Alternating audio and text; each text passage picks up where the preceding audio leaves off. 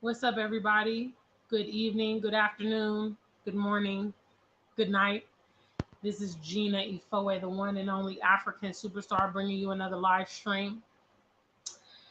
Quite popularly, I get asked what happened to my previous channel. People ask, oh, what happened? And there's always this assumption that I broke the laws, broke the rules, broke whatever.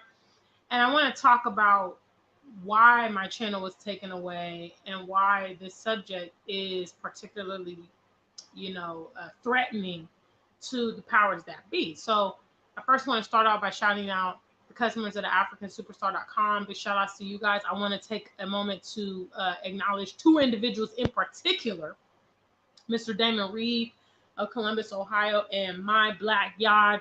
Both of them contributed to my brand new track that I'm going to be recording on Friday. Damon purchased the beat, and My Black Yard provided the funds to actually go and record in the studio. So big shout out to the African Superstar family. I appreciate you guys for uplifting me. I'm out here trying to do my thing with the music, and I appreciate the support from the family. Um, the fact is that in social media, in media in general, you can do things that are offensive to Black people. You can do things that are degrading to Black people. You can be the stereotypical image of a Black person and, carry on like they do and blah, blah, blah. But if you want to talk Black empowerment, that's kind of crossing the line. Black empowerment is seen to be so offensive to non-Black people. And here on YouTube, it's considered hate speech. Okay. I vividly remember, kind of what went on with my channel. I got, in the course of, a 2 month period, I got 2 strikes, which was quite unusual because I operated my channel for 8 years without any problems. I went online and I had a fiery live stream talking about how it's dangerous to live among your enemies and how can you feel comfortable doing that. And that video got flagged, therefore making it my third, offense in a basically 2 month period. And so therefore 3 strikes are out that took my platform. I definitely know that here, social media, there are stipulations. You can't, as a Black person, you can't come out and just say whatever you want to say, which is why I was always mindful and tasteful about the way I communicate my message. Nothing threatening, nothing offensive, no swearing, those kind of things, making my platform be family friendly and appropriate and suitable for the intellectual crowd. However, Black empowerment is hate speech. Okay. Anything that will encourage our people to be self sufficient is seen to be hate speech. Now, non-Black people can have their own space. They can have their own communities. They can have their own schools. They can segregate. They can do that. They've been doing it for a long time. But if we decide, hey, we don't want, to, have you guys in our midst, or we want to provide something exclusively for our people, then we're seen to be bigots and we're seen to be racist and blah, blah, blah. You can call it what you want to call it, but I call it self-preservation. Okay. As a Black person, I have an interest in stocking what goes on with the Black people of the future. Hello. And so therefore I'm going to talk this because a lot of our people, unfortunately, are in very helpless situations. I know when I lived in the West and I didn't, have a concept of entertaining the international community, I felt very hopeless.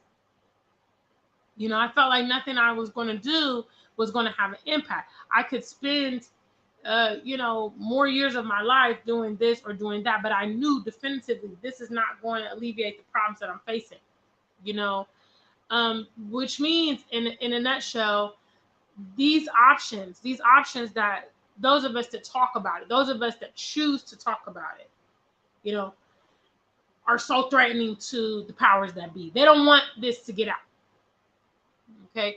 They don't want, people from the diaspora to debunk the lies and the false, perpetuation of the continent. They don't want that to be the case. They don't want you to get visuals of what it's really like, or for you to get wind of opportunity, or for you to be motivated to come. But I tell you guys all the time, I'm not a YouTuber. Okay? I don't really dance to the tune of what's hot on YouTube and the trends and all that. Okay? I'm a person who's living, who's sharing my experience with an audience. And therefore, I got to say what I got to say. I feel like I have a social responsibility to share, my unique perspectives and my ideology and things that have worked, track records, because that's so important. When you're trying to strive for something, you want to know, okay, this thing can be done. And it was others on the continent that also motivated me to know, oh, this can be done. I just have to find a creative way. I just have to do this and that. When I saw my peers doing it, I knew that it was possible. That's another reason I choose to be here in this space. For those of you that wonder, yeah, I had a good sized platform. They took it down because Black empowerment is hate speech. Okay, it's hate speech. What's up, family? If you're in the room, say hello so I can greet you. I'm not going to keep you too long on this live stream because really, to be honest, it's very self-explanatory. I definitely am well aware of the space that I'm operating in. I'm well aware that I'm going to be scrutinized more than the next person, which is why I've conducted myself in a particular manner. But even still, my message has been threatening. There's so many people in this YouTube space, social media space, television, all that, sharing a derogatory depiction of our people. Those people are never, too explicit. Those people are never removed from YouTube or taken off the radio. Those people are never cautioned. Okay, that's how you know that it's an agenda. All right, because positivity in the grand scheme of things, if this wasn't all calculated and this wasn't all an agenda, people that are positive and people that are demonstrating, truth and stuff, those people will be elevated, and the people that are sowing, discord and promoting the negative aspects of society, those people will be suppressed. But you see that those people are elevated and pedestalized, and the people talking sense are the ones who are penalized. It's why you guys should know. It's why you should know.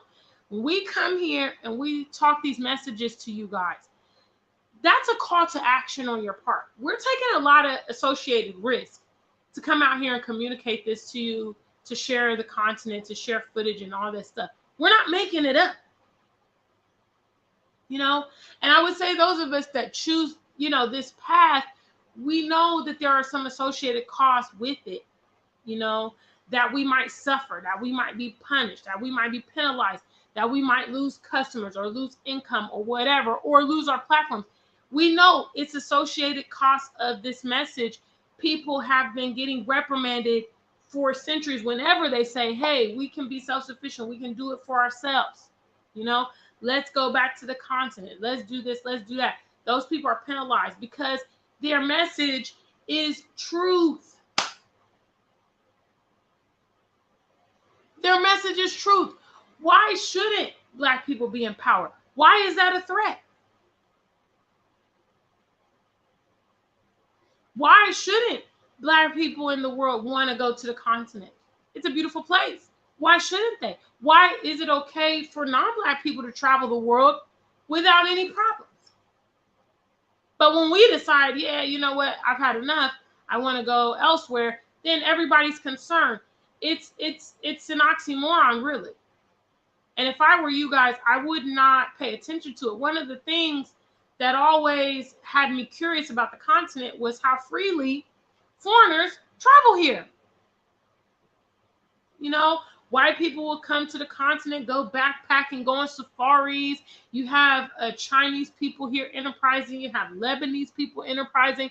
But the Blacks in the diaspora have been probably the group that's been most hesitant to come to the continent. All that is strategic, guys. They don't want us to capture what we can capture here. They don't want us to begin to, have meaningful conversations with our counterparts on the continent to realize, hey, wait a minute, we've been bamboozled, we've been turned against each other.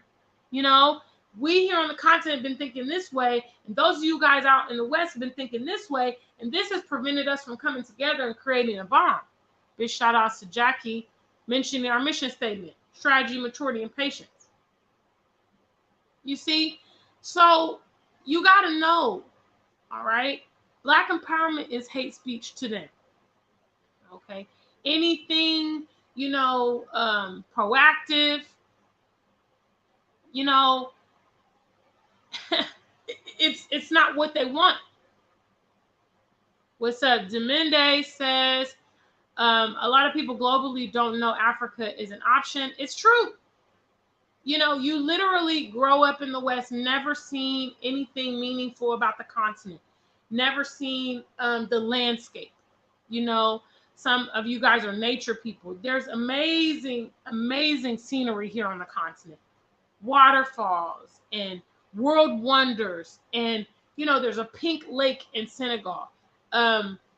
Incredible beaches. You know, lots of stuff.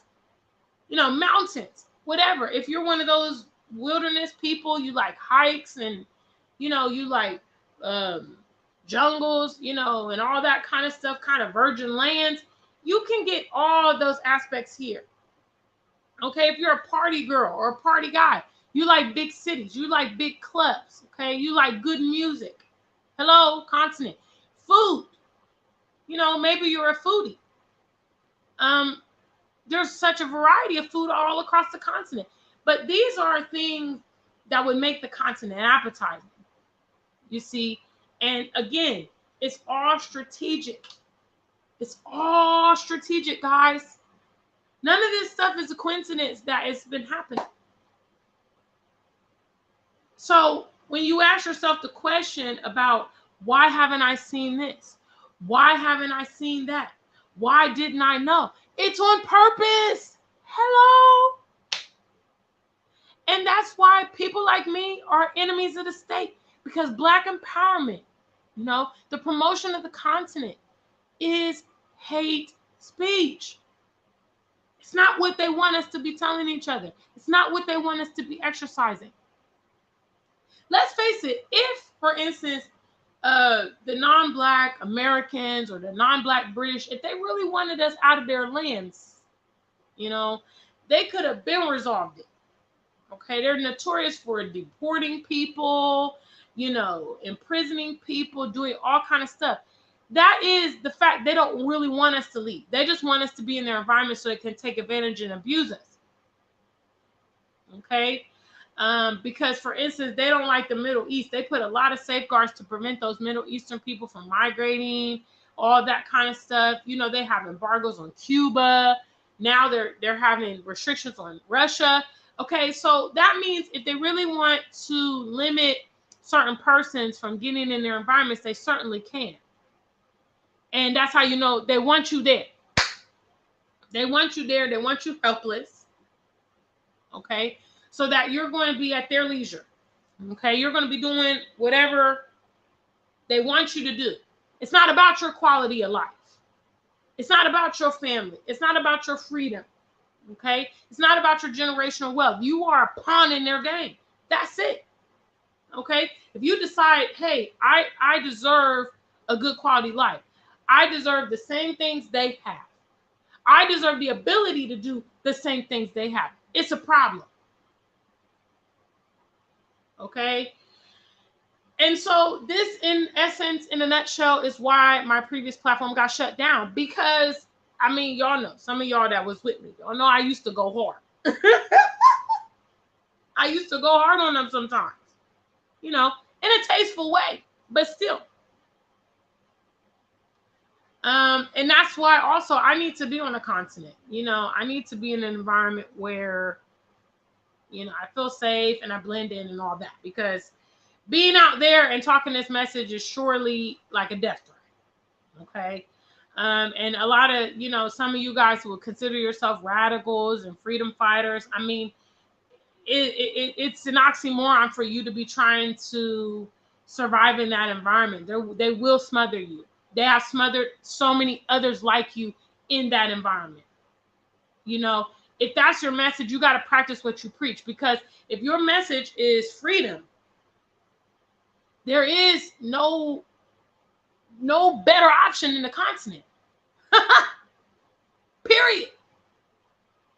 There's no better option than the continent if what you talk is freedom. Okay? Because otherwise, what you're talking about in those settings is simply tolerance. Okay? You're not doing what you want to do when you want to do it. You're doing a little bit when they let you, kind of. And when you get out of line, you're certainly going to be reprimanded. And there might be a lot of consequences to go along with your perspective.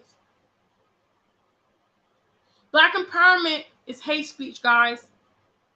They don't want us to be free. They don't want us to be happy. They don't want us to capitalize off of our contributions. They don't want us to be in the same echelons where they are.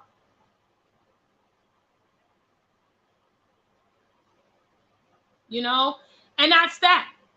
Some people say, well, Gina, they're not all bad. You know, I have a good friend from university. Listen, this is not about that. It's about us. It's not about them. Okay? Why we are so passionate about what they do and what they think is definitely a drawback for us. It's not about them. Okay? It's about us. It's about our communities. It's about the way we're functioning. It's about our families. It's about our future. Ooh, excuse me. That's what it's about. Okay? And the only way for us to thrive is to take matters into our own hands and be the masters of our own destiny, focus on our own backyard, focus on our own kids. I mean, it's very simple. You can't divert your energy. You cannot. You know, because what ends up happening when you divert your energy, other things begin to be a priority in your life, and the things that you need to focus on get pushed to the back burner. Okay, this is why when you work a full-time job, a lot of times it's difficult for you to exercise your entrepreneurial aspirations, because you're giving so much of your time and energy to your employer, and when it comes to your own personal project, you're exhausted. You don't have time. You're not able to put in as much as you need to. That's why a lot of times when people get serious about their entrepreneurial goals, they will do what? Quit their job so that they can do what? Focus on their business. You know, that's how we have to look at our future, guys, is we need to focus on us. We need to focus on our homeland.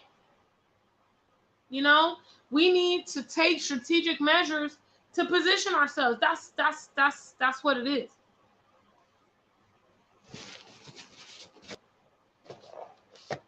Got this little fly going around here, driving me nuts. Yeah. So I came in short again to talk about it. You know, people always assume that I did something inappropriate. I didn't do anything inappropriate. You guys should know by now. After watching me, you should know, oh, Gina, she ain't that type. I'm not that type, okay? I'm a sophisticated individual. I do things appropriately all the time. That's another thing that they hate. Because, see, dummies leave all kind of avenues for them to come for them. I cross my T's and dot my I's, see? I don't let them easily do whatever. They got to take a strategic step against me. But at the end of the day, I've already taken this path in life because I'm going to live with integrity for myself. It's a personal thing. Okay? It's a personal thing. And what that means is I'm going to carry on with this message, you know, forever. Because it's the only way forward for our people. You can't achieve freedom in those lands, guys. All you're doing is begging for inclusion. Okay, and all they're doing is telling you over and over again they're not going to give it to you. I saw a lady really upset on Facebook talking about how the U.S. is prepared to send funding to Ukraine, but hasn't done reparations. They're not interested in reparations, guys. Huh? Okay. It was a hot topic last election because your government officials wanted to give you false hope so that you will vote for them. And a lot of you took the bait. But let me tell you, they're not interested in it. If they were interested in it, they would have already facilitated it. Hello? Okay? That's why every other cause and every other mishap and calamity is at the top of their list, but not their own citizens. Because they don't care. And if your environment and, like, for instance, your government or whatever, if they're not going to make things right, what are you going to do to salvage the rest of your life? What are you going to do to take control of your situation? Okay, when I realized that if I continue to live in the West, I'm going to deal with racism on a frequent basis and I'm powerless against it. Okay, and even if I raise my voice in concerns, they tell me, hey, if you don't like it, you can just go back to Africa, right? So I said, you know what? That's precisely what I should do.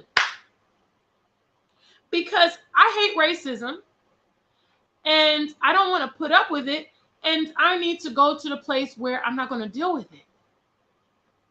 And the continent's like the only place in the world that I'm not going to deal with racism. Why? Because we're the majority. For now. You know, few of us are willing to really step out here with our Black empowerment messages, with our self-preservation messages. But I don't see any other way to continue to exist if this is not the way.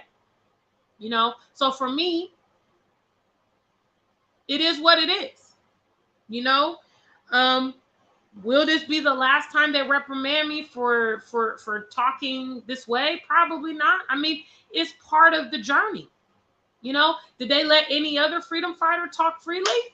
Huh? Did they let any other freedom fighter just come in and just take over the people? No. No. Do they want, you know, a beacon of hope coming from them, from the continent for our people in the diaspora? No, they don't. No. Okay? Because the last thing they need is all these British citizens and American citizens taking their money out of the banks, stop working there, stop paying taxes, and start funneling into the continent. They know what that spells. So they rope up your minds and get you, convinced that you're living some kind of fantasy life when you're not. Okay, paradise is where you have freedom. All right. Paradise is where the weather is great. The food is fresh. Okay. Paradise is where you feel safe. Huh? Lots of natural resources, all of that. Land mass that you can spread out, you can grow your own food. That's paradise. Y'all out there in the West is not living in paradise. No, you're not. No, you're not. You live a very compressed lifestyle. Huh? Some of you can't wear your hair the way you want to at work. You can't say the things you think in your mind. You're constantly pushing yourself into the box all the time, telling yourself, I need to shut up. I can't say that. If I say that, I'm going to get in trouble. If you were like me, I would see a situation from start to finish before I did anything. So let's say like a white girl would get on my nerves and I would think about reacting to her. I would think about the whole, sequence of events. Okay. Even though she's provoking me, when I slap her, they're going to call the police, obviously. And then it's going to be her word against mine. And obviously I'm a big Black woman, powerful and strong. So they're going to be like, oh my goodness, she's dangerous. She tried to threaten her, And then it's going to just turn into a whole lot of other nonsense. You see? And that's how we live in the West. And it's like a burden to us. Because how do you have to spend the majority of your days and time without being authentic to self? What you want to say, you can't say it. What you want to do, you can't do it. Where you want to go, you can't go. You know, you can't live where you want to live. You can't have the weather you want to have. You don't have access to the food, your people. You know, is that paradise? No, the West is not paradise. The West is not paradise. Let's be honest. The West is not paradise. But they have duped you guys into thinking that it is.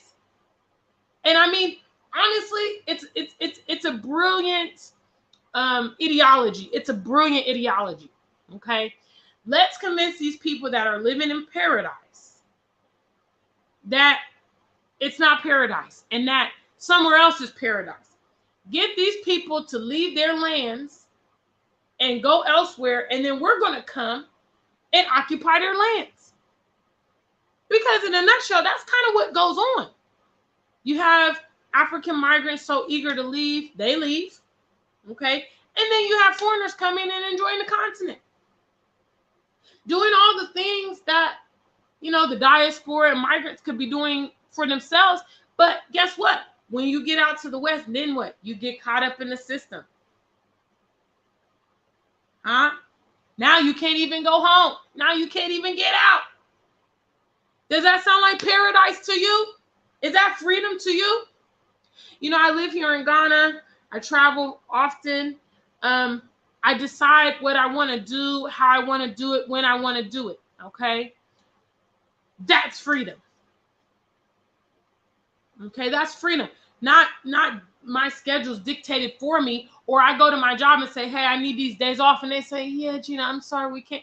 That's not freedom. When you want to take a holiday, you want to go visit your family, you need a break, but you can't. Because why? Because you got to work to pay the bills. That's not freedom.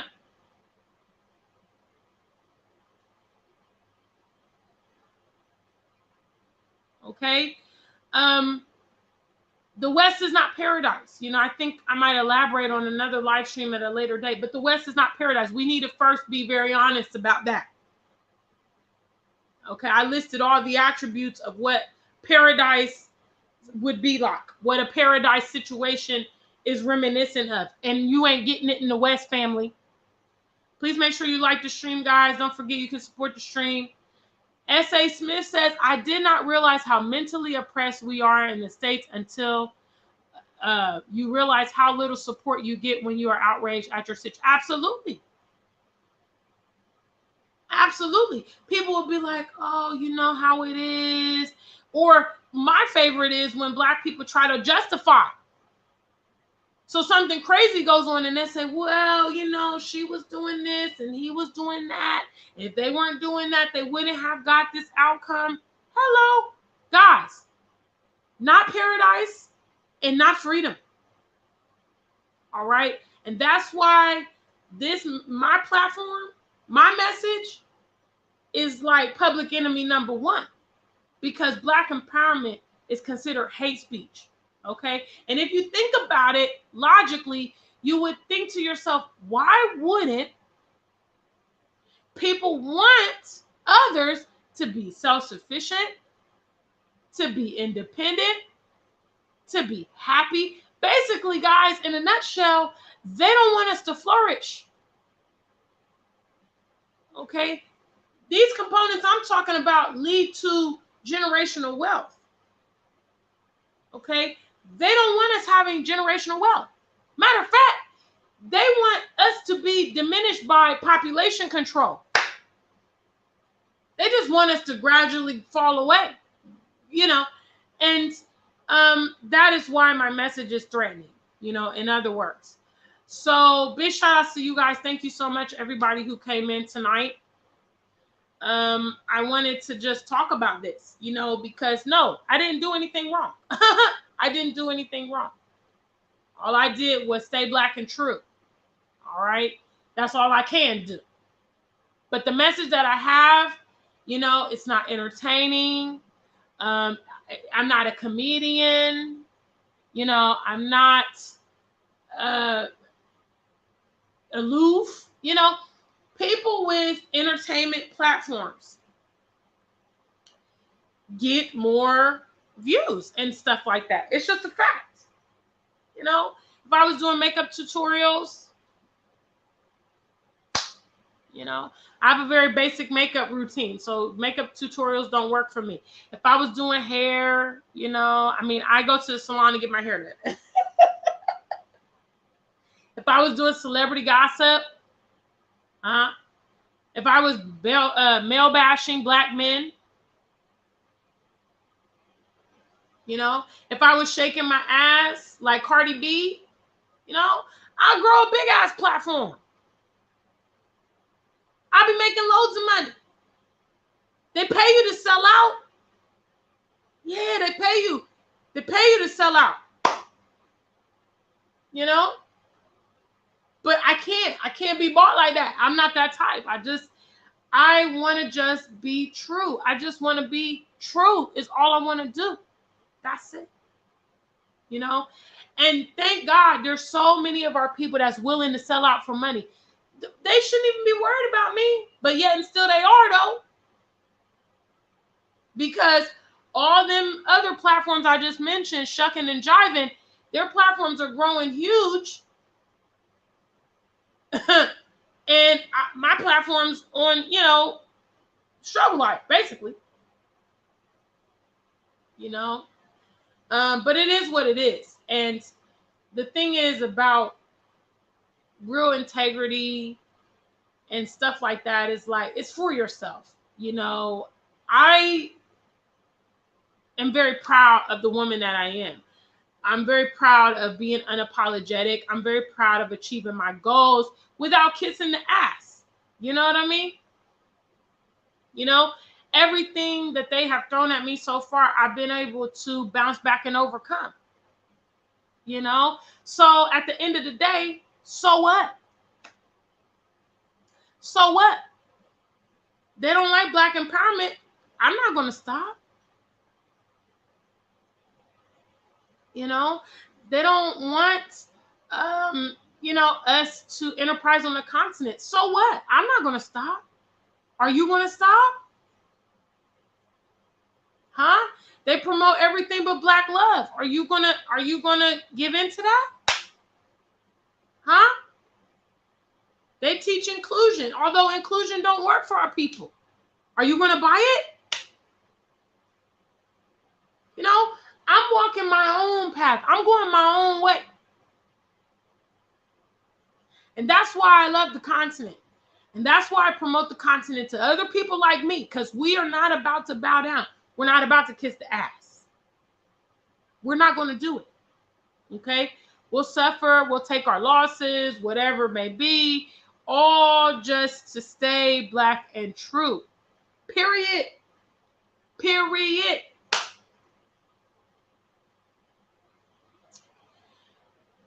All right, guys. You guys watch me nicely today. Nice and quiet today.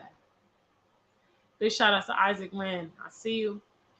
So I'm going to wrap up this live stream now. Thank you guys for your time and energy. Again, special shout outs to Damon Reed and My Black Yard that sponsored my brand new track that I'm going to record on Friday. Thank you so, so much.